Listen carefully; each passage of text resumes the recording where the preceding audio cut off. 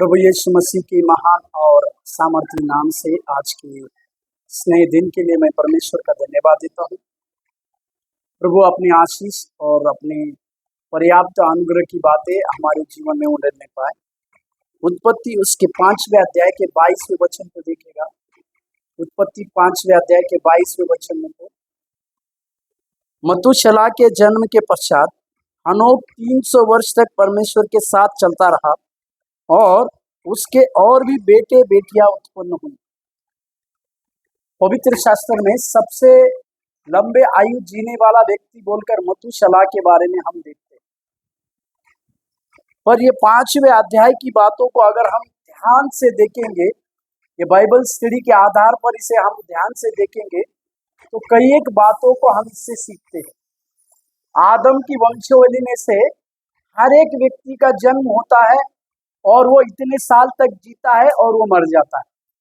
मतलब लगातार जन्म मृत्यु और उसी के बीच में उनका इतना साल जीना, इस बातों को यहाँ पर लिखा हुआ हम देखते हैं। परंतु जब हम हनोक के बारे में पढ़ते हैं, वो आदम की 7वीं पीढ़ी का था बोलकर पवित्र शास्त्र नए नियम में भी बतलाती है। यहाँ तक कि सिर्फ उत्पत्ति के दोनों वचन में हनोक के बारे में हम पढ़ते हैं, परंतु इसी हनोक को नए नियम में एक धर्मी बताया गया और न्याय का प्रचार करने वाला भी बोला गया।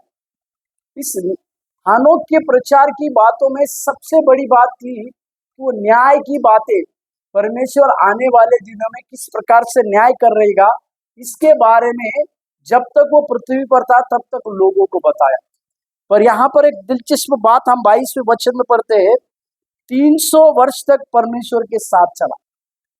ये वो व्यक्ति है जो आदम की 7वीं पीढ़ी से आता है।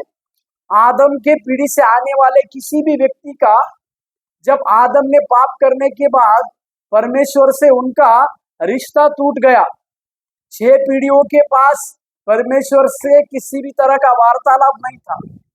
पर आदम जो है, अपना परदादा आदम जो है, माफ कीजिएगा, हनोक अपना परदादा आदम से उस बातों को शायद सीखा होगा कि परमेश्वर के साथ रिश्ता रखने के बाद किस गलती के द्वारा वे अपने परमेश्वर की उस रिश्ते को खो गए। इस बातों को शायद अपने परदादा के साथ से हनोक सीखा।